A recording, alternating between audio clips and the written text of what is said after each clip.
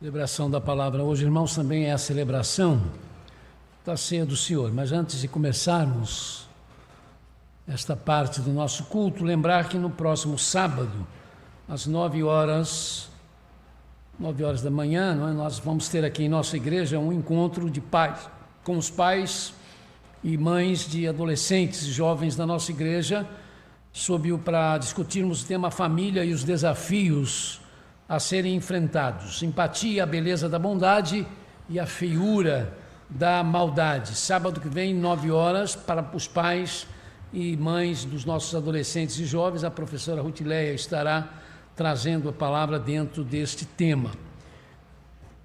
Quero, junto com a igreja, irmãos, agradecer a Deus a intervenção do Senhor através dos médicos na vida da irmã Laís.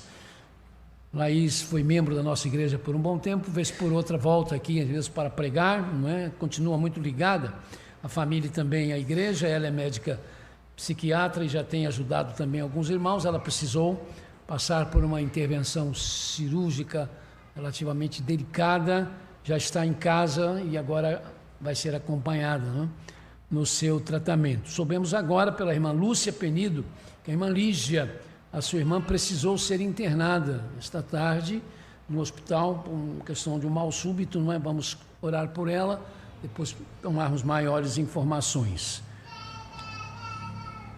Gostaríamos então de compartilhar com os irmãos a leitura que está no Evangelho de Marcos, que será o texto usado para a celebração desse momento da ceia do Senhor. Nós, os batistas, temos duas ordenanças, a chamada ordenança do batismo e a ordenança da ceia do Senhor.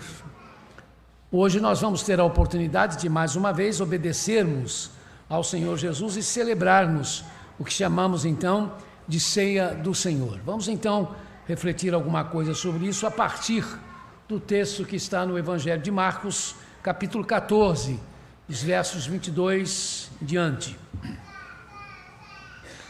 Marcos 14, de 22 em diante. Vamos ler juntos. Enquanto comiam, Jesus tomou o pão, deu graças, partiu e deu aos discípulos, dizendo: tomem, isto é o meu corpo. Em seguida, tomou o cálice, deu graças, ofereceu aos discípulos e todos beberam. E lhes disse: isto é o meu sangue da aliança, que é derramado em favor de muitos. Eu lhes afirmo que não beberei outra vez do fruto da videira, até aquele dia em que beberei o vinho novo no reino de Deus. Depois de terem cantado um hino, saíram para o Monte das Oliveiras. Até esta parte do texto.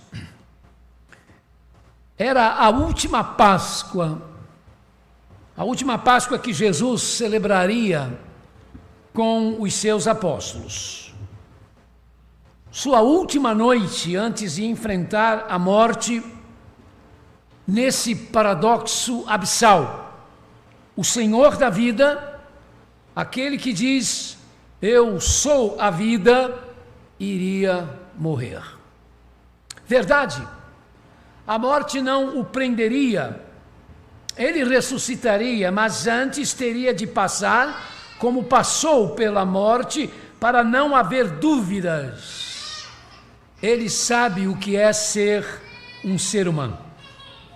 Não teria como ser o Salvador, por ser aquele por meio de quem foram criadas todas as coisas, mas seria o Salvador por mergulhar na humanidade e provar os seus senões, as suas incertezas, as suas dores, e nos poder dizer, como disse e como diz: venham a mim vocês que estão cansados e sobrecarregados, e eu aliviarei vocês. Mateus 11, 28. Sua morte, então, é substitutiva, vicária em lugar de, pois ele, Jesus Cristo, por sua perfeita obediência, satisfez as exigências divinas que os seres humanos não conseguem obedecer, provocando a ira de Deus. E assim ele, Jesus, converteu a ira santa e perfeita de Deus, em graça e favor santo e perfeito de Deus. Por isso o nome de Jesus é o único, absolutamente único, dado aos seres humanos para que possamos ser salvos. Atos 4:12. Aconteceu na última Páscoa, a última refeição com os seus apóstolos, que tinha a ver com as celebrações judaicas da Páscoa, quando os judeus eram lembrados de que foram escravos por 4 séculos dos egípcios, mas que Deus, usando Moisés, os fez sair da terra da escravidão, fazendo-os ser de forma categórica a nação dos filhos de Abraão. A data era repetitiva, a base dos rituais repetitiva, mas aqueles judeus, agora em torno de Jesus, naquela refeição à noite, estavam sendo colocados diante de um novo e especial propósito, quando o ser descendente de Abraão haveria de alcançar o seu significado e propósito maior, por causa dele, Jesus. O significado da Páscoa para os judeus continuava sendo perpetuado, mas a partir daquela refeição de Jesus e seus apóstolos, a Páscoa tomava um significado não só perpétuo, mas eterno, não mais restrito a uma raça, mas agora estendido a toda a humanidade. Na Páscoa judaica, come-se o cordeiro pascal para lembrar o sangue de um cordeiro pintado nos umbrais das portas das casas dos hebreus, o que afastou dessas casas o anjo da morte, que, ceifando as vidas dos primogênitos egípcios, levou o faraó a permitir então que o povo deixasse a terra do Egito. Agora é o sangue de Jesus, o Cordeiro de Deus, que derramado na cruz nos livra das garras do homicida da morte eterna, Satanás. Esta verdade independe de eu crer nela ou não, ela é sempre verdadeira. Esta é uma verdade, quer eu creia, quer eu não creia, mas os efeitos desta verdade na minha vida tem a ver com eu recebê-la para mim ou não. Aconteceu na última Páscoa, enquanto comiam, Jesus tomou o pão. Depois tomará o cálice, o seu conteúdo, adotando esses 2 elementos materiais e diferenciando de tudo o mais que estava na mesa para a refeição. O pão era passado várias vezes, o cálice geralmente 3 vezes.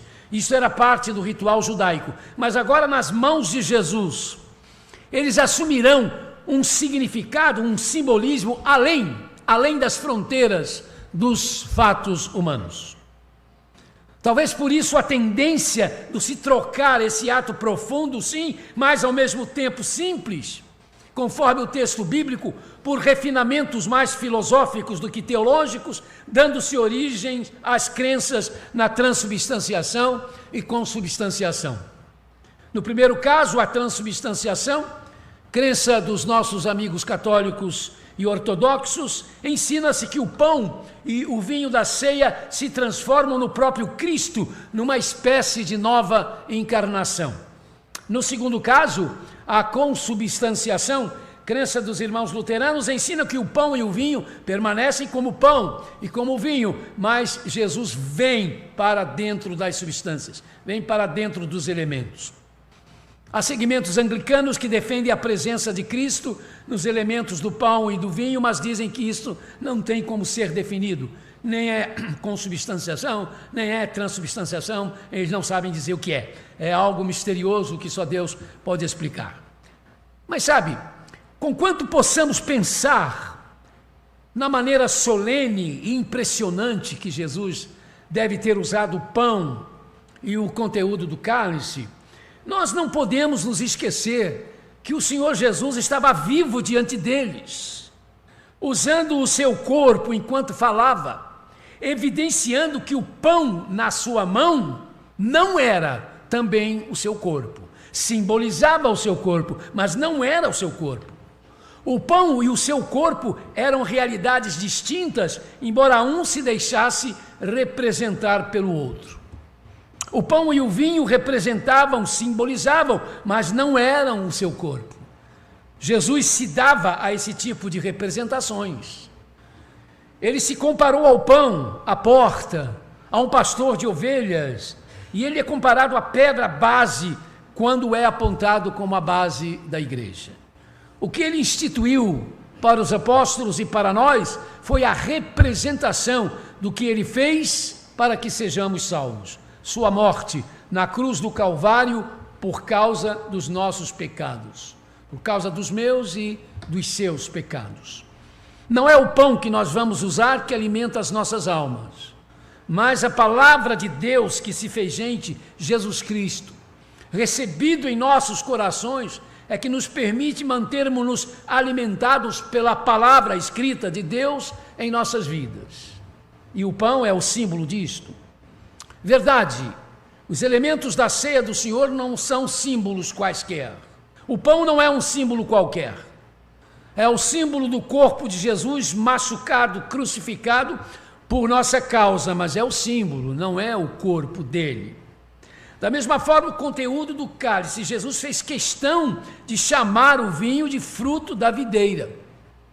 Verdade, o conteúdo do cálice não é um símbolo qualquer.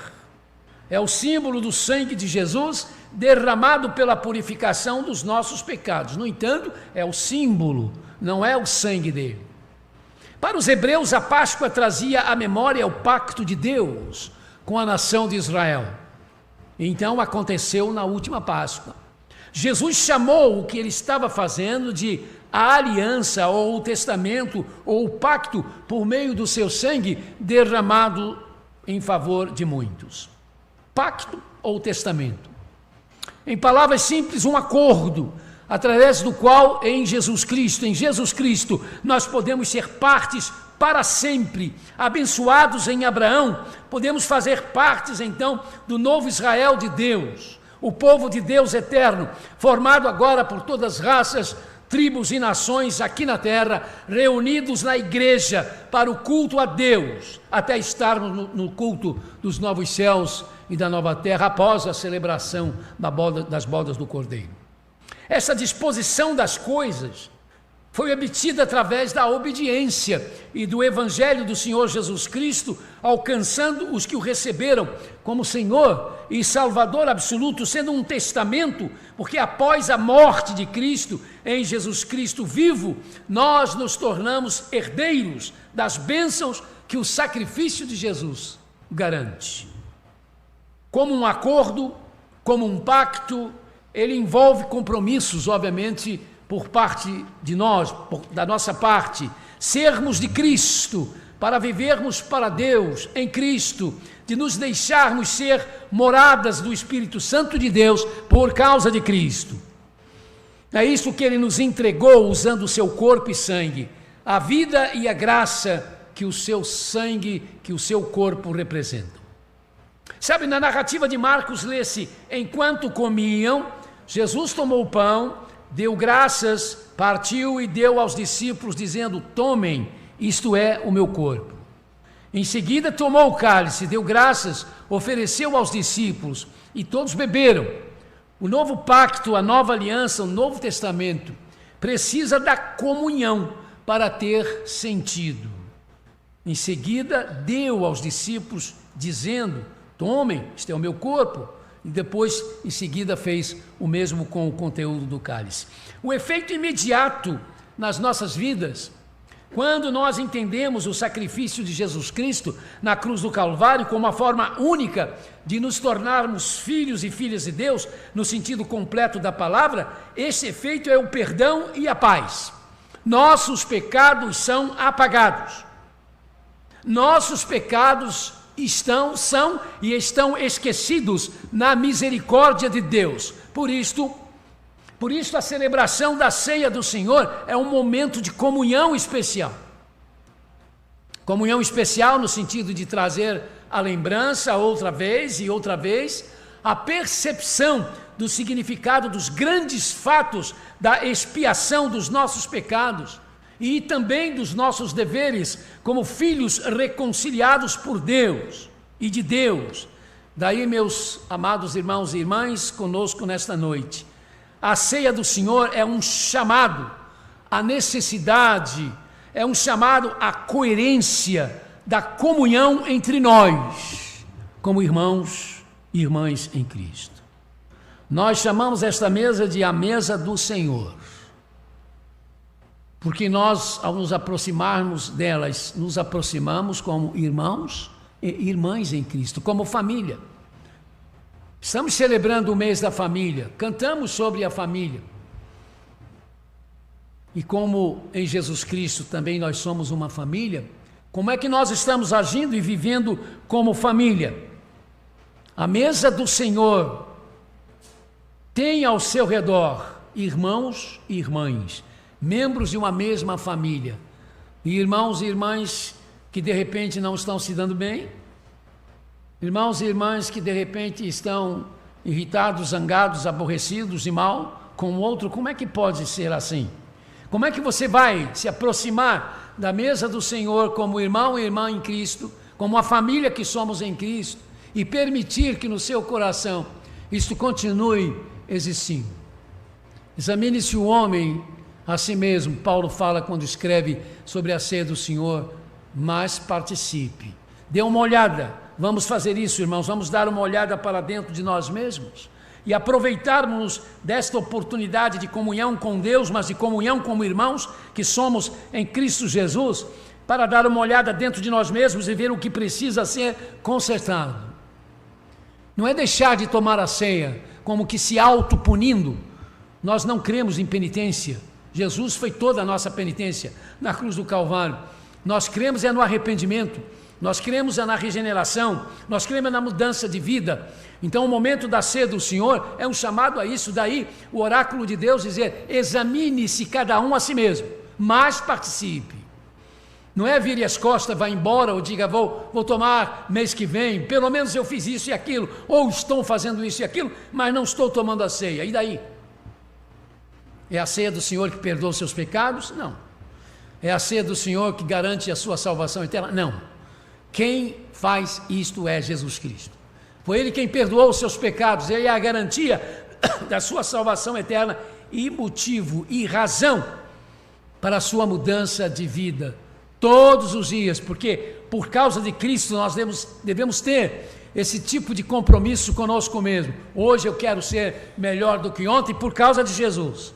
Hoje eu quero parecer mais com Jesus do que pareci ontem. Não é por causa da igreja, não é por causa do pastor, mas por causa de Jesus. O amor de Cristo nos constrange, lembra o homem de Deus. Aconteceu na última Páscoa. Nela o Senhor nos disse e continua nos dizendo nesta celebração: eu lhes afirmo que não beberei outra vez do fruto da videira, até aquele dia em que beberei o vinho novo no reino de Deus. O que são estas palavras? O que representam estas palavras? O que são elas senão a antecipação sobre o fato de que haverá uma outra celebração, uma festa de fato, quando o Salvador virá para o seu povo e o seu povo entrará com ele na ceia das bodas do Cordeiro. Nós não sabemos quando é que vamos celebrar aqui na terra a nossa última ceia do Senhor. Não sabemos. Praze a Deus, ao Senhor, que todos os que vão participar hoje da ceia continuem vivos, mas não temos a garantia de que eu estarei vivo nesta noite depois da participação desta ceia. Esta pode ser a última ceia que eu estou dirigindo, mas com certeza eu estarei na ceia da bodas do Cordeiro, para então entrarmos nos novos céus e na nova terra e participarmos de tudo que a ceia realmente simbolizou e pode simbolizar e representar para nós. Olhemos com os olhos espirituais confiantes para a celebração maior da vitória final sobre o pecado e a morte, para a consumação de todas as coisas, e nos apossemos porque o Espírito Santo de Deus nos capacita a isto. Nos apossemos dos significados da ceia do Senhor, que falam de estarmos em torno da mesa do Senhor como irmãos e irmãs em Cristo. E o quanto esta realidade, queridos e queridas, precisa mexer com as nossas atitudes, precisa mexer com os nossos comportamentos, com os nossos relacionamentos uns com os outros, enfim, com as nossas vidas.